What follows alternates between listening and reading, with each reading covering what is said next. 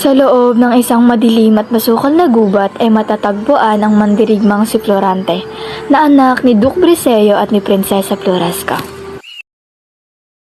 O Panginoon ko, bakit ganito ang kapalaran ko? Bakit manaya ang pagtaksila niya doon ko si Haring Linceo? At bakit mo nayang patayin ang aking ama? Sa hindi inaasahang panahon, may isang Moro na naglalakad sa gubat at siya ay may narinig na tinig. O Tadhana, bakit ang sakit mo pagdating sa akin? Bakit mo kinuha sa akin si Merida? Paalam kahariang Albania. Paalam pinamahal kong Laura. Saan kaya nanggagaling ang tinig na yon? Nang kanyang makita ang isang lalaking nakagapo sa puno ay agad-agad niya itong tinulungan.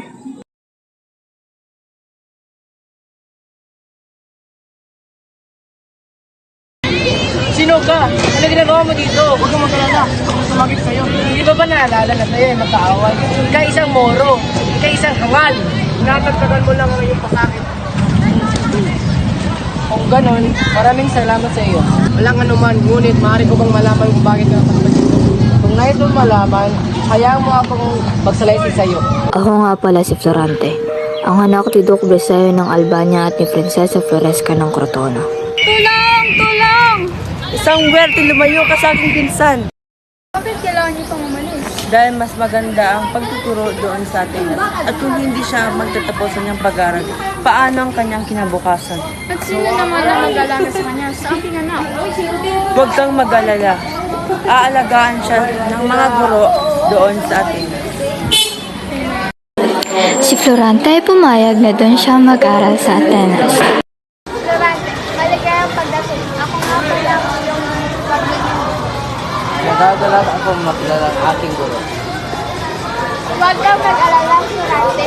Balang araw, magugustuhan mo din dito ang Atenas. Isang araw, tinipon ni Antenor ang kanyang mga estudyante. Florante at Adolfo, kayo ang unang magsasabi.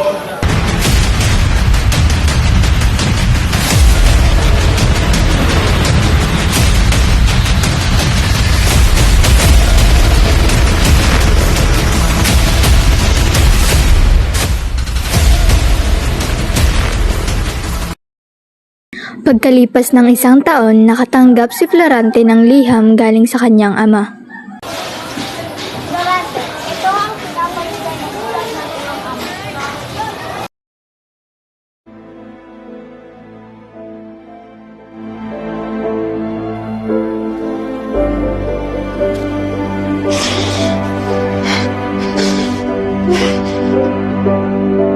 Pagkatapos malaman ni Florante na pumanaw na ang kanyang ina, napag-isipan niyang bumalik sa Albania.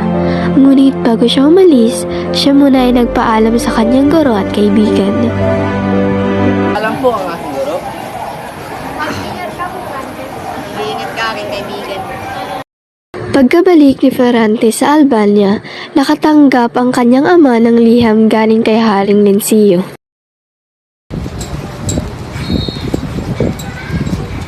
Mahal na Hari, ito po aking anak na si Florante.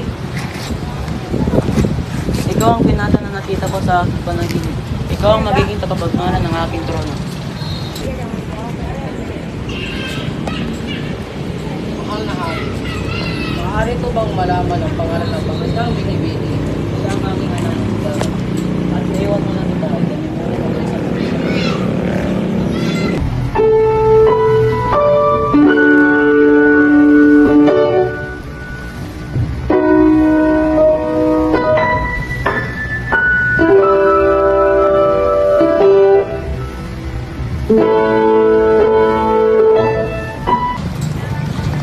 Magandang umaga, binibini. Kanina pa kita pinagmamasdan.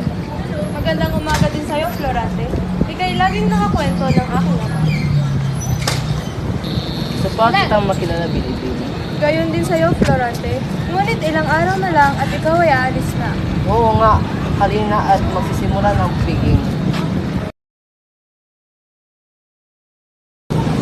Laura?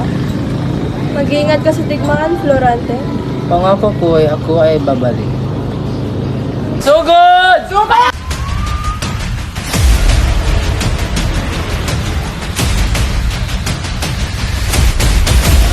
Ngayon, Florante, ako naman ang magsasalaysay. Ako si Aladdin, ang anak ni Sultan Alidab. Ang aking kasintahan ay nagngangalang si Flerida.